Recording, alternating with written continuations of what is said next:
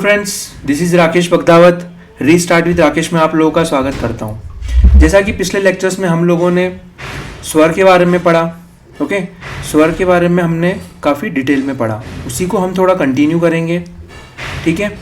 और आगे आज हम पढ़ेंगे स्वर। हमने मूल रूप से पढ़े थे कि स्वर कितने प्रकार के होते हैं, ठीक है। तो स्वर हमने मूल रूप से पढ़े थे 3 प्रकार के होते हैं, ह्रस्व स्वर, दीर्घ स्वर और प्लुत स्वर।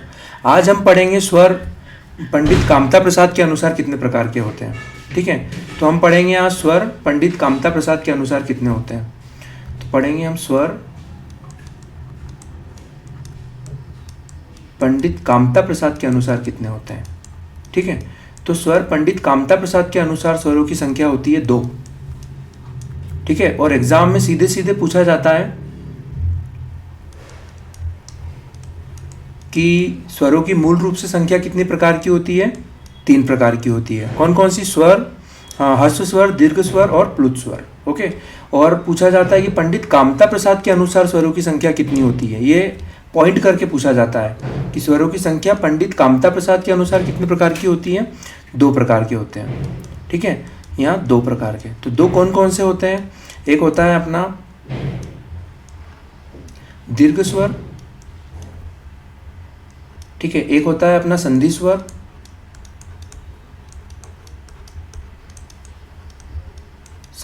और एक होता है अपना संयुक्त स्वर, ठीक है। आप सब लोगों ने संयुक्त स्वर का नाम बिल्कुल सुना होगा, जिन लोगों ने हिंदी पढ़ रखी है, ओके। बाकी संधि स्वर का नाम नहीं सुना होगा, ओके। तो ये 2 जो स्वर हैं, ये किनके अनुसार है? ये अपना पंडित कामता प्रसाद के अनुसार, ठीक है। तो हम समझेंगे कि संधि स्वर क्या होता है और संयुक्त स्वर क्या होता है, ओके। तो संधि स्वर की सीधी सीधी डेफिनेशन है, संधि मतलब ही होता है कि मेल, ओके, मतलब 2 स्वरों का मेल। तो यहाँ संधि स्वर क्या हो जाएगा कि 2 स्वरों के मेल से नया स्वर जो उत्पन्न हो रहा है, ठीक है। तो वहाँ कौन सा हो जाएगा? संधि स्वर हो जाएगा। तो इसकी सीधी सीधी डेफिनेशन है, ऐसे स्वर जिनका निर्माण 2 स्वरों को मिलाकर होता है, मतलब जो 2 समान स्वरों को मिलाकर होता है, उन स्वरों को क्या बोलेंगे हम? संधि स्वर, ठीक है। तो ऐसे स्वर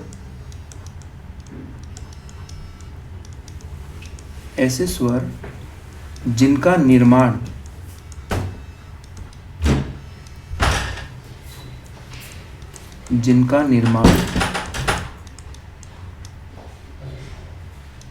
दो स्वरों को मिलाकर होता है, 2 स्वरों को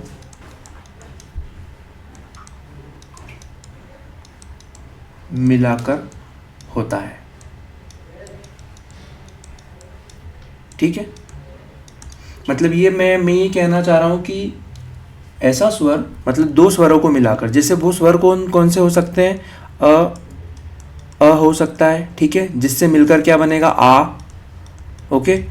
वो आ भी हो सकते हैं, समान स्वर भी हो सकते हैं और भिन्न स्वर भी हो सकते हैं, ठीक है। मैं ये समझाना चाह रहा हूँ आपको। और आ हो जाएगा, ठीक है। यहाँ हो जाएगा क्या अपना ई ए, ठीक है। तो यहाँ क्या बन जाएगा? ए, ओके, ठीक है। तो यहाँ मैं ये बताना चाह रहा हूँ आपको कि 2 असमान स्वर्ण भी हो सकते हैं, ठीक है। तो यहाँ देखिए क्या हो जाएगा, एक हो जाएगा अपना अ, ई, ठीक है। तो इसको मैं क्या बोल दूंगा? ए, ओके। तो यहाँ क्या होगा? 2 असमान स्वर हो गए, ठीक है, जिसको मिलाकर एक नया स्वर बना है, ओके। तो ये हो जाएंगे संधि स्वर के अंतर्गत आ जाएंगे, ओके। तो यहाँ उदाहरण लिख सकते हैं हम इसका। मैंने यहाँ दोनों हो गया संधि स्वर में, समान स्वर भी मिला दिए, ठीक है, और असमान स्वर भी मिला दिए। तो ये टोटल हो जाएंगे कितने? ये संधि स्वर हो गया, ओके। तो संधि स्वर के अंतर्गत भी 2 आते हैं, एक आता है अपना दीर्घ स्वर और एक आता है अपना संयुक्त स्वर, ठीक है। अब देखो यहाँ पर मैंने क्या बताया आपको? संधि स्वर, ठीक है। और यहाँ पर मैंने बता रहा हूँ आपको, यहाँ आएगा संयुक्त संधि का प्रकार है, ठीक है। तो संधि स्वर और मूल स्वर, ठीक है। यहाँ आ जाएगा मूल स्वर, ओके। मूल स्वर में अपने कौन कौन से आ जाएंगे? जो मूल रूप से जो अपने स्वर माने गए हैं, ह्रस्व स्वर, दीर्घ स्वर और प्लुत स्वर, उनको भी इंक्लूड किया है पंडित कामता प्रसाद गुरुजी ने। ओके, तो उन्होंने दो प्रकार में बांट दिए इनको, इनका विभाग कर दिया है दो, पहला संधि स्वर और दूसरा मूल स्वर। और संधि स्वर में हम बात करें तो संधि स्वर की मैंने आपको डेफिनेशन बताई, ऐसे स्वर जिनका निर्माण दो स्वरों को मिलाकर होता है। तो वो कौन कौन से स्वर हो सकते हैं, अपने दो समान स्वर भी हो सकते हैं, जैसे मैंने अ मिलके आ का निर्माण हो जाएगा, ठीक है, अ और ई का मिलके ए का निर्माण हो जाएगा, ठीक है। ये सारी चीज़ें आपको जो हम चैप्टर पढ़ेंगे संधि विच्छेद, ठीक है, उसमें आपको सब काम आने वाला है, इसलिए आप ध्यान से समझना है ये सारी चीज़ों को, ठीक है। और अ और ओ को मिलके औ बन जाएगा, ठीक है। तो ये संधि स्वर। अब संधि स्वर को हमने दो भागों में बांट दिया है, ठीक है, संधि स्वर को दो भागों में बांट दिया हमने, ठीक है। तो ये मूल स्वर तो यहाँ, ठीक है, मूल स्वर में मैंने बता दिया आपको, जो मूल स्वर है अपने ह्रस्व स्वर, दीर्घ स्वर और प्लुत स्वर वो आ जाएंगे, ओके। कौन कौन से जो मूल स्वर अपने हैं पहले से, तीन जो हमने पढ़ चुके हैं पहले से, ठीक है, जिनके बारे में आपको अच्छे से बता चुका हूँ, ह्रस्व स्वर, दीर्घ स्वर और प्लुत स्वर, ठीक है। अब यहाँ पर हम पढ़ेंगे क्या, संधि स्वर, ठीक है। संधि स्वर को भागा इन्होंने डिवाइड किया है, ठीक है।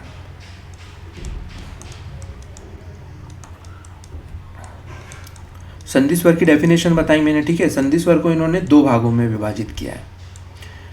पहला है अपना दीर्घ स्वर, ठीक है, और दूसरा है अपना संयुक्त स्वर, ओके, संयुक्त स्वर, ठीक है। तो पहला हमने संधि स्वर को पहला कितने दो भागों में बांटा गया है, पहला अपना दीर्घ स्वर और दूसरा संयुक्त स्वर, ओके। तो देखो अब यहाँ दीर्घ स्वर, दीर्घ स्वर मैंने आपको वहीं पहले जब मैंने समझाया था आपको कि हिंदी में दीर्घ का मतलब ही होता है बड़ा, ओके। तो यहाँ इसका मतलब ये हो जाएगा कि दो समान स्वरों से मिलके कोई बड़ा स्वर बने, ठीक है, दो समान स्वरों से मिलके, जैसे समान स्वर क्या हो गया अ, ठीक है, इससे मिलकर क्या बन रहा है आ, ओके। दो समान स्वरों से मिलकर कोई बड़ा बड़ा स्वर बने तो उसको हम क्या बोलेंगे, किसकी कैटेगरी में रखेंगे, दीर्घ स्वर की कैटेगरी में रखेंगे, ठीक है। तो ये समान स्वर बना और ये आ बन गया, ओके। जैसे छोटा ऊ और यहाँ बन गया क्या, बड़ा ऊ, ठीक है। दो समान स्वरों के मिलने से एक नया स्वर बनता है, ठीक है, बड़ा स्वर बनता है, उसको हम क्या बोलेंगे, दीर्घ की कैटेगरी में रखेंगे हम, ठीक है।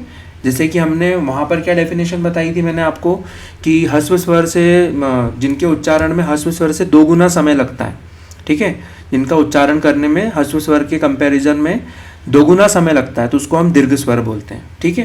तो यहाँ पर मैं क्या बता रहा हूँ आपको कि दो समान स्वरों से मिलकर एक नया स्वर बनता है, ठीक है, तो उसको क्या बोल दूंगा मैं, दीर्घ स्वर, ठीक है। और ऐसा का ऐसा हो जाएगा मेरा संयुक्त स्वर, ओके। देखो संयुक्त स्वर में क्या है कि दो असमान स्वर मिलकर एक नया वर्ण बना देंगे, ठीक है। यहाँ पर क्या था, दीर्घ का जस्ट अपोजिट हो गया संयुक्त स्वर। तो एग्जाम में सीधे सीधे पूछा जाता है कि निम्नलिखित में से कौन सा संयुक्त स्वर है, ठीक है, कौन सा संयुक्त स्वर, ओके। तो दो असमान स्वरों से मिलकर जो नया स्वर बनता है तो उसको हम क्या बोलेंगे, संयुक्त स्वर, ओके।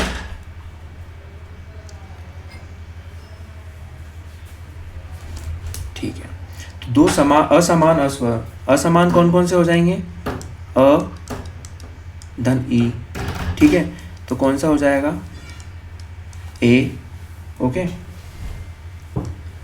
अ धन ए क्या बन जाएगा, आई, ओके। अ धन उ क्या बन जाएगा, ओ, ओके। और अ धन ओ बन जाएगा औ, ठीक है। तो यहाँ पर देखो संयुक्त स्वर कितने हो गए, या 4 हो गए, ए, ऐ, ओ, औ, ओके। दो असमान स्वरों से मिलकर एक नया स्वर बनता है तो उसको हम क्या बोलते हैं, संयुक्त स्वर, ठीक है। आगे हम संयुक्त व्यंजन पढ़ेंगे तो हमको कंफ्यूज नहीं होना है, ठीक है। तो यहाँ संयुक्त स्वर क्या हो जाएगा, ए, ऐ, ओ और औ, ओके।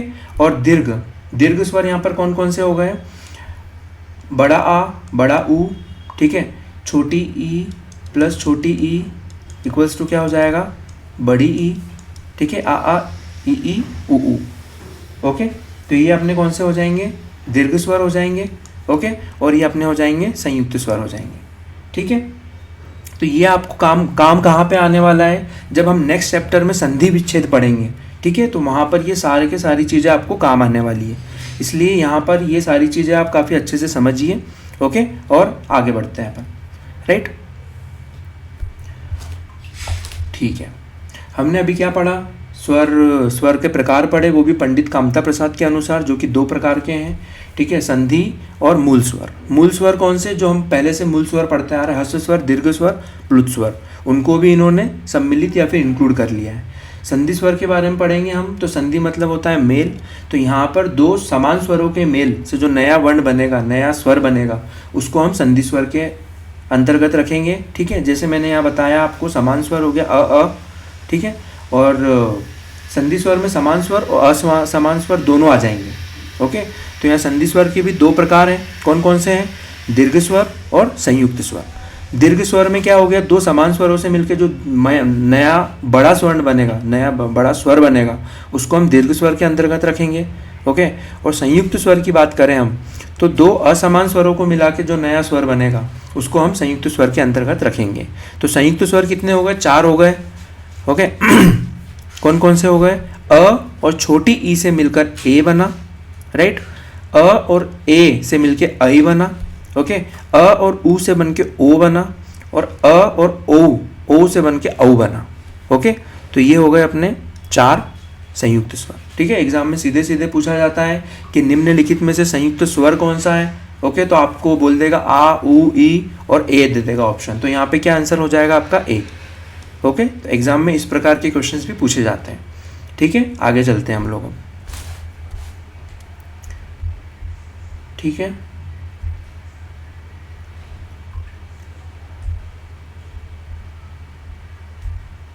ओके, आगे अब हम पढ़ेंगे कि जब हम उच्चारण करते हैं तो जीभ के आधार पर हमने स्वरों को कितने प्रकार में बांटा है।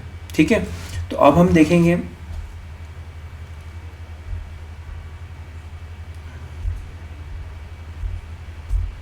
2 सेकंड।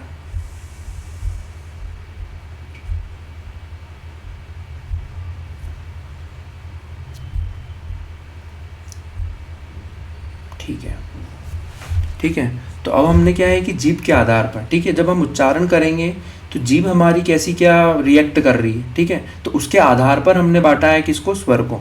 ओके, तो यहाँ जीभ के प्रयोग के आधार पर स्वरों का वर्गीकरण, जीभ के प्रयोगों के आधार पर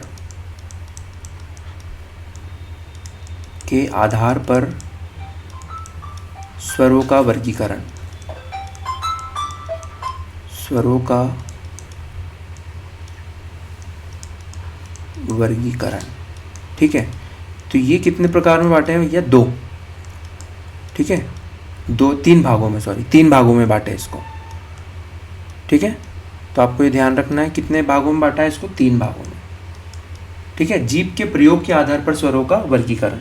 तो यहाँ 3 कौन कौन से भाग हो गए, एक है अपना अग्रस्वर। ठीक है, अग्रस्वर। ठीक है, जब जीभ का अगले वाला भाग उच्चारण में प्रयोग किया जा रहा है, किसी स्वर के उच्चारण में प्रयोग किया जा रहा है, तो वहाँ मैं क्या बोल दूंगा, अग्रस्वर। ठीक है, मतलब जीभ के मैं भागों के आधार पे मैंने इसको बांट दिया है। जब जीभ का मैं मिडिल वाला, ठीक है, मध्य वाला भाग प्रयोग करूँगा किसी स्वर के उच्चारण में, तो वहाँ पर मैं क्या मध्य भाग बोलूँगा। ठीक है, मध्य स्वर। और जब मैं जीभ का पश्च मतलब पीछे वाला भाग प्रयोग करूँगा किसी स्वर के उच्चारण में, तो उसको मैं बोलूँगा पश्च भाग। ठीक है, तो यहाँ अग्रस्वर हो गया। ओके, एक हो जाएगा अपना कौन सा, मध्य स्वर, जब जैसा कि जीभ का मध्य भाग उच्चारण के लिए यूज़ किया जा रहा है। ठीक है, मध्य स्वर। और एक और हो जाएगा अपना कौन सा, पश्च स्वर। ओके, तो यहाँ सवाल कैसे बनते हैं कि निम्नलिखित में से पश्च स्वर कौन सा है। ठीक है, निम्नलिखित में से मध्य स्वर कौन सा है, और निम्नलिखित में से अग्रस्वर कौन सा है। ठीक है, तो मैं आपको यही बताऊंगा कि अग्रस्वर कौन सा है, मध्य स्वर कौन सा है और पश्च स्वर कौन सा है। ओके, स्वर, ठीक है, जैसे अग्र स्वर है, ठीक है। अग्र स्वर जिनके उच्चारण में जीभ का अग्रभाग प्रयोग किया जाता है, ठीक है। तो ये कौन कौन से हो जाएंगे? ई, छोटा ई, ठीक है, आप खुद ही देखना, ई, ये जीभ बाहर आ रही होगी, ठीक है, आप खुद प्रोनाउंस उच्चारण करना, ई, ठीक है, जीभ का आगे वाला भाग यूज किया जा रहा है, छोटा ई, बड़ा ई, ठीक है, ए यहाँ भी आ रहा है। और इसी में आप ऊ बोलो तो आपकी जीभ आगे नहीं आ रही है, ठीक है, आप बोलिए ऊ, जीभ पीछे जा रही है, राइट। तो यहाँ देखिए जहाँ जहाँ जिनके उच्चारण में जीभ आगे आएगी, ठीक है, ई, ऊ तो पीछे जा रहा है, ठीक है, तो ए में भी आगे आ रही है, ठीक है, ए, आई, ओके। और कहीं में आ रहा है ऋषि, एक ऋषि भी प्रोनाउंस करना आप, ठीक है, ऋषि, ओके। और ऋषि को स्वर की संख्या में रखा जाता है, ठीक है। एक मेरा फ्रेंड है, काफ़ी कंफ्यूज हो रहा था वो, क्या ऋषि को क्या स्वर की संख्या में रखा जाता है? भैया मैंने बताया कि हाँ, ऋषि स्वर की संख्या में होता है, और जब भी स्वर कितने होते हैं? टोटल 11 होते हैं, ठीक है। तो ये अग्रस्वर, अग्रस्वर में कौन कौन सा आ गया? ई है, तो ये अग्रस्वर के अंतर्गत आएंगे, ठीक है। आगे हम चलते हैं मध्य स्वर। मध्य स्वर में जिन स्वरों के उच्चारण में जीभ का मध्य भाग का प्रयोग किया जाएगा उसको हम बोलेंगे मध्य स्वर, ठीक है। आप मेरे साथ नोट्स भी बनाते चलिएगा, मैं जो बोल रहा हूँ उसको वैसा का वैसा आप आपकी कॉपी में लिख लीजिए, ओके। तो जीभ का मध्य भाग, तो मध्य भाग में कौन सा प्रयोग करेंगे? अ, ओके, थोड़ा आपको हो सकता है कंफ्यूजन, पर आप थोड़ा सा जोर देके आप प्रोनाउंस करेंगे ना तो आपको समझ में आएगा कि हाँ यार, जीभ मेरी बीच में रह जा रही है, ठीक है। का प्रयोग करोगे मुंह भी थोड़ा सा खुलेगा और जीभ बीच में रह जा रही है प्रोनाउंस करते टाइम। जैसे आपने ई बोला था ना, तो आपकी जीभ आगे जा रही थी, राइट, लगभग दांतों को टच कर रही थी, ई, ए, आई और ऋषि, ठीक है। मध्य भाग अ, ओके। तो ये मध्य स्वर में क्या आ जाएगा? अ। तो यहाँ सीधा सीधा प्रश्न पूछा जाता है कि मध्य स्वर किसे कहते हैं, मतलब जीभ के प्रयोग के आधार पर मध्य स्वर किसे कहा जाता है? तो वो कौन सा हो जाएगा? अ हो जाएगा, ओके। बाकी एक है पश्च स्वर। पश्च स्वर में कौन कौन से आ जाएंगे, ठीक है। तो पश्च स्वर में जितने अब यहाँ से बचे हुए हैं, जितने सारे पश्च स्वर में आ जाएंगे। देखो याद करने का तरीका क्या है कि आप अभी रट भी लोगे ना तो बहुत सारी चीज़ें हैं रटने को, ओके। तो स्मार्ट तरीका यही है कि आपने अग्र स्वर याद कर लिया और मध्य स्वर तो आपको सीधे सीधे याद हो जाएगा, सिर्फ एक है वो, कौन सा? अ। और बाकी के जितने स्वर बचेंगे, ठीक है, यहाँ कितने स्वर कवर हो गए? ई, ए, आई और ऋषि 5 और अ 6, ठीक है, 6, 5, 11। बाकी के जो 5 होंगे वो पश्च स्वर हो जाएंगे, ओके। तो यहाँ पश्च स्वर कौन सा हो जाएगा? देखो अ है, यहाँ कौन सा बचा हुआ? आ बचा हुआ है, ओके। हमने ई भी ले लिया है, ए, आई भी ले लिया है, ऋषि भी ले लिया, मतलब ऊ बचे हैं, ऊ, छोटा ऊ, बड़ा ऊ और ओ औ, ओके। कि आप कभी समझ नहीं पा रहे हो कि भैया मेरी जीभ बीच में या फिर आगे जा रही है या फिर पीछे जा रही है, ठीक है, तो आप ऐसे भी चीज़ों को याद रख सकते हैं, ठीक है। यहाँ 5 हो गए, ई, ए, आई, ऋषि, अग्रस्वर याद रख लो आप, तो आपको पश्च स्वर भी याद अपने आप हो जाएंगे, क्योंकि मध्य स्वर तो आपको याद ही है, कौन सा है मध्य स्वर? अ है, ओके। तो अग्रस्वर कौन से हैं? ई, ए, आई और ऋषि, राइट। अब इनसे बचे हुए और अ को छोड़ दो, इनसे बचे हुए बाकी सब कौन से हो जाएंगे? पश्च स्वर के अंतर्गत आ जाएंगे, राइट। तो पश्च स्वर कौन कौन से हो गए? आ, छोटा ऊ, बड़ा ऊ, ओ और औ, राइट। मैं पूरी कोशिश कर रहा हूँ कि सारी चीज़ें आपको यहीं लर्न करवा दूँ, ठीक है, समझाने के साथ साथ, ओके। ठीक है, चलिए आगे बढ़ते हैं, ओके। आप लोगों को समझ में आया जीभ के प्रयोगों के आधार पर स्वरों का वर्गीकरण, ठीक है। यहाँ 3 प्रकार के होते हैं, अग्रस्वर, मध्य स्वर और पश्च स्वर, ठीक है। यहाँ से सीधे सीधे आपसे सवाल पूछ लिया जाएगा कि निम्नलिखित में से पश्च स्वर कौन सा नहीं है, ठीक है। तो लेकिन आपने याद क्या कर रखे हैं? अग्रस्वर, अ, ई, ए, आई, ऋषि। अब वो बोल देगा अ, ई, ए और दे देगा आपको आ, ओके। तो आप सीधे सीधे आइडेंटिफाई कर लेंगे कि आ इसका सही जवाब है, ओके। तो thank you for watching this video. Channel को सब्सक्राइब कीजिए और ज़्यादा से ज़्यादा शेयर कीजिए। Have a great day.